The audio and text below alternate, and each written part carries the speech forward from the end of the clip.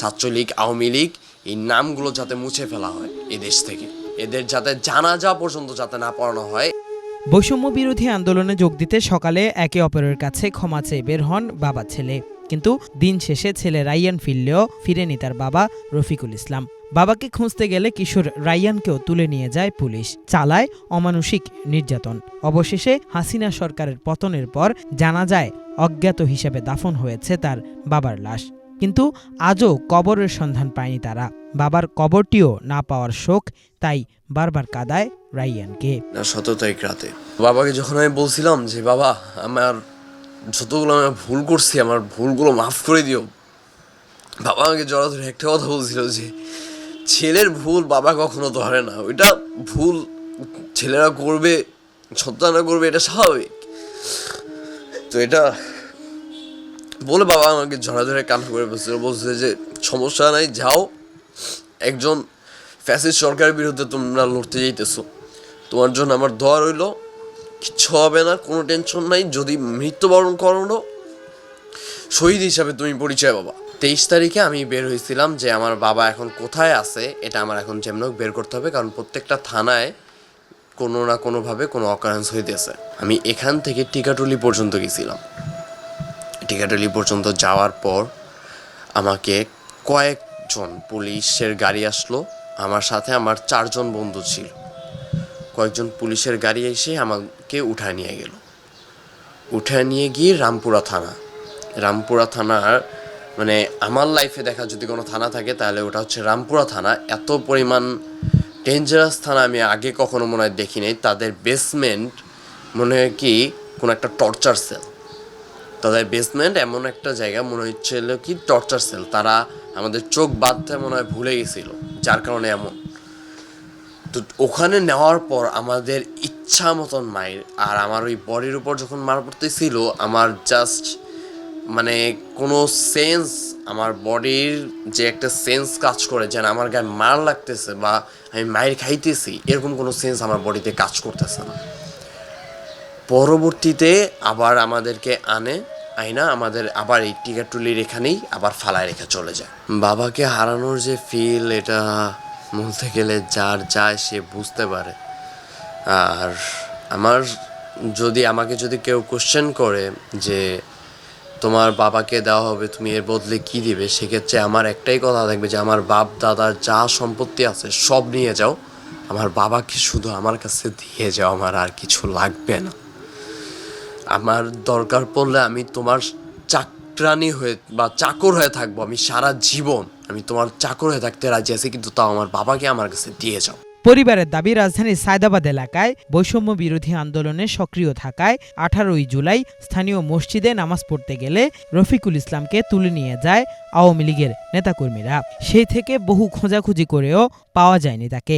অবশেষে জানা যায় আন্দোলনের সময় আঞ্জুমানে মফিদুল ইসলামের মাধ্যমে দাফন করা হয়েছিল তার মরদেহ, কিন্তু কবর কোনটি জানে না কেউ। নামাজ পড়ার শেষে যখন বের হয়েছে তখন আওয়ামী লীগ এবং পুলিশ দুজনে মিলে ঘেরাও করে তাকে নিয়ে গেছে। এই থেকে সে নিখোঁজ, আমরা আর তাকে পাইনি এবং অনেক খোঁজাখুঁজি করছি, প্রতিটা থানায় করছি এবং জিডি করতে গেছি, কোনো থানায় আমাদের কোনো জিডি নেয় নাই। হসপিটালে গেছি, কোনো হসপিটালেও আমাদেরকে পাই নাই আমি। আর ঢাকা মেডিকেলে আমি গেছি, আমাকে ঢুকতে দেয় নাই। আমরা মা ছেলে একবার না 4বার 5বার করে গেছি, আমাদেরকে ঢুকতেই দেয় নাই। প্রথমবারে বলছে পুলিশের পারমিশন নিয়ে আসেন, আমরা পুলিশের ঊর্ধ্বতম কর্মকর্তার কাছ থেকে আমরা পারমিশন নিয়ে গেছি, তাও আমাদেরকে ঢুকতে দেয় নাই।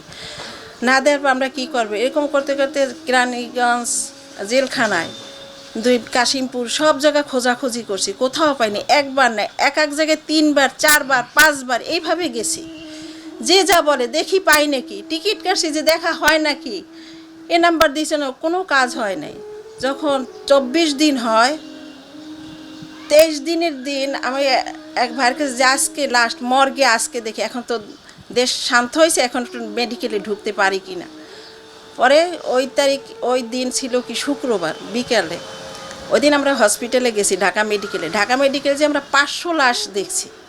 500 লাশ দেখার পর আমরা ওখানে কোনো সন্ধান পাইনি। তখন ওনারা বলছে দেখেন, তা আমরা 24 জুলাই 24শে জুলাই আমরা আঞ্জুমান মফিদুল 1000 লাশ প্লাস দিছি, ওইখানে আপনার একটু সন্ধান নেই। আসলে আমি ওইখান থেকে আসে আঞ্জুমানে গেছি, যাই 3টে ছবি তোলার পর তারা ফাইল করে রাখছে, ওই ফাইলতে 3টে না 4টা তোলার পর দেখি ওই ছবি দেখার পর তাদেরকে আমি জিজ্ঞেস করলাম আপনারা কোথা থেকে পেয়েছেন, বলছে ঢাকা মেডিকেল থেকে আনছি। এই পর্যন্ত তো আপনার এর লাশ কারা দিল, ওখানে কি দিল, বলে পুলিশে দিছে। মৃত্যুর আগে রাজধানীর মানিকনগর এলাকায় একটি কম্পিউটার ট্রেনিং সেন্টার পরিচালনা করতেন রফিকুল ইসলাম। ব্যবসায়িক কারণে 25 লাখ টাকা ঋণ রয়েছে তার।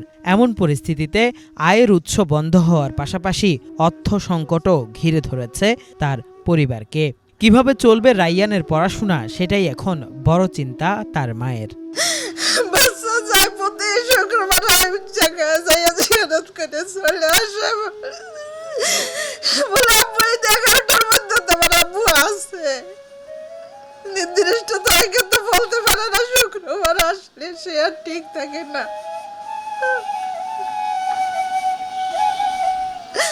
বাচ্চা বলে আম্মু আমরা কিভাবে চলবো, আমি কিছু করবো, আল্লাহ চালাবে, আমরা কি করবো এখন।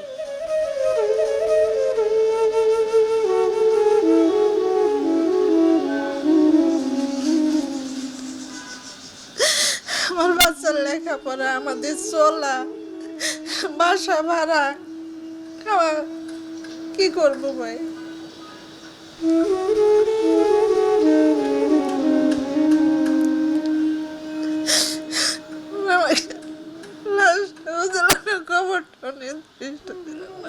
অনেক ভালো ছিলেন, অনেক মানে প্রতিবেশীর সাথে ভালো আচরণ করতেন, নামাজি ছিলেন, খুব ভালো লোক ছিলেন। তো এখন তার পরিবার পরিজন, তার একটা ছেলে আছে আলিম 2nd ইয়ারে পরে, এখন অর্থনৈতিকভাবে খুব একটু দুরবস্থার মধ্যে আছে, সংসার চালানো দুর্বিষহ হয়ে উঠছে তাদের পক্ষে, এখন খুব কষ্ট করতেছে আর কি। তো আহ্বান জানাচ্ছি আর কি বিভিন্ন সংস্থাকে, রাষ্ট্রকে, যাতে ওনাদের পরিবারের প্রতি একটু সদয় দৃষ্টি দেওয়া হয়, আর ওনার ছেলের পড়ালেখা যাতে একটু সুন্দরভাবে চলে সেই ব্যবস্থাটুকু দাবি জানাচ্ছি আর কি। দেশের জন্য জীবন দেওয়া রফিকুল ইসলামের অসহায় পরিবারের পাশে সরকার বা বিত্তবান কেউ এগিয়ে আসবে, এমনটাই চাওয়া তার প্রতিবেশীদের। কিফায়েত শাকিল, বাংলা ভিশন, ঢাকা।